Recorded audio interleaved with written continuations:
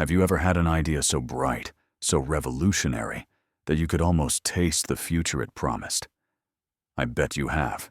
But then the cold reality hits you. You need money. You need contacts. You need advice. And suddenly, that beautiful vision requires you to do the one thing most people dread. Ask for help. Doesn't asking make you feel small? Doesn't it feel like you are standing on the street corner, holding out an empty cup?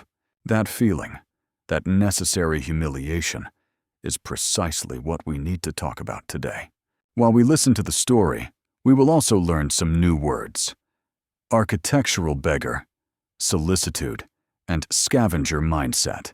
99% of the people who achieve massive success were, at one time or another, total beggars in their approach. Not for loose change, but for opportunity. They were architectural beggars. This is the story of Elias Vance, and the summer he learned the difference. Elias lived in Phoenix, Arizona. The heat that summer was oppressive, 110 degrees, day after day. Elias rented a small, dust-caked garage bay about 30 minutes outside the city center. It smelled like oil and burnt ambition. He had built a platform. It was a brilliant piece of software that could track logistics for small businesses better than any system used by the giants. It could save local companies thousands of dollars a year. But to finish the final development phase and launch the beta, he needed $150,000. And fast. Elias had no family money, no venture capital connections. He had a beat-up laptop, and 60 days before the rent on the garage was due, and his meager savings evaporated. He started exactly where most ambitious young people start, with total, unshakable pride. "My software sells itself," he told his mirror. "I just need a wealthy person to see the genius." He created the most intricate, polished pitch deck you can imagine. 27 slides of perfection, all crisp graphics and bold projections. He was asking for an investment, but secretly, he felt he was granting a huge favor to whoever got to fund him. The first week, he reached out to 30 contacts he had managed to collect over the years. Friends of friends, distant college alumni, people who signed their emails with titles like managing partner. He got 22 polite refusals, 5 ignored emails, and 3 meetings that went nowhere. One investor, a sharp man named Mr. Harrington, stopped him 5 minutes into the presentation. "Elias," Mr. Harrington said, leaning back in his expensive leather chair, "you have a great product, but you are asking me for $150,000, and you are treating me like an employee who gets to write the check. Why should I give you anything? You seem unwilling to actually beg for this."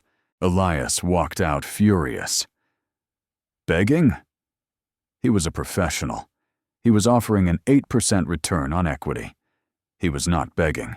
He spent the next 2 weeks refusing to alter his approach, burning through the rest of his good contacts.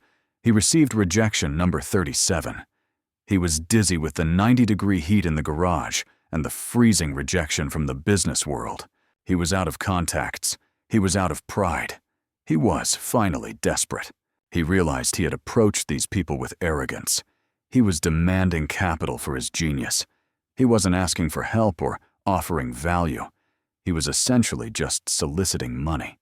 One name remained on his list, a woman whose success was legendary in Arizona logistics, Mrs. Eleanor Albright.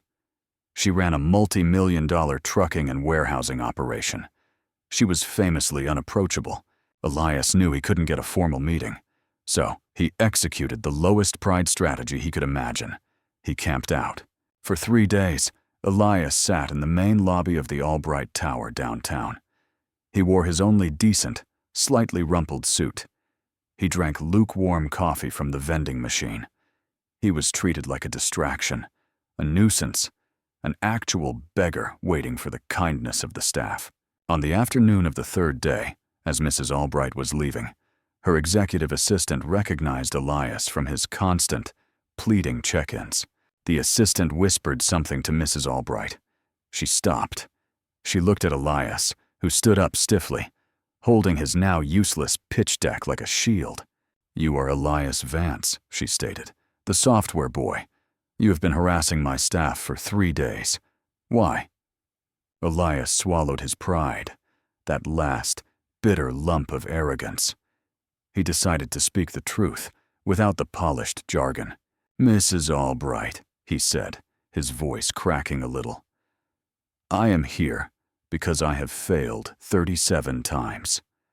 I am not asking for your money today. I am begging for 5 minutes of your time. I am asking for your wisdom, because I clearly don't know what I am doing." That she found interesting. She motioned him toward a small, unused conference room. They sat down. Elias launched into his prepared pitch, but she cut him off with a raised hand. "Stop showing me the slides," she commanded. "Tell me how you feel, Elias. Truly." "I feel like a beggar," he admitted, rubbing his tired eyes.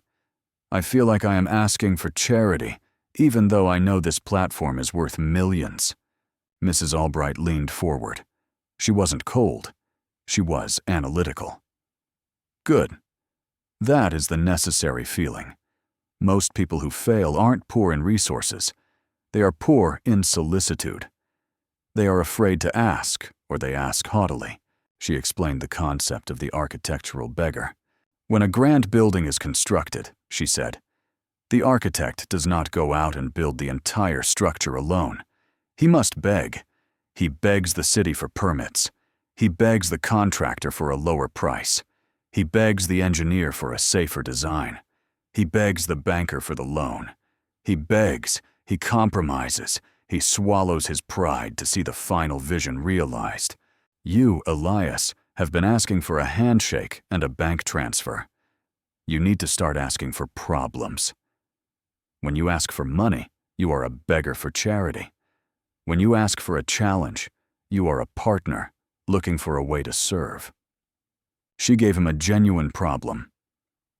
"Our company wastes about $30,000 a month because we cannot perfectly coordinate cross-country shipment transfers. Find me a fix for that using your software, and then we will talk about investment." This was the turning point. Elias realized he hadn't needed capital.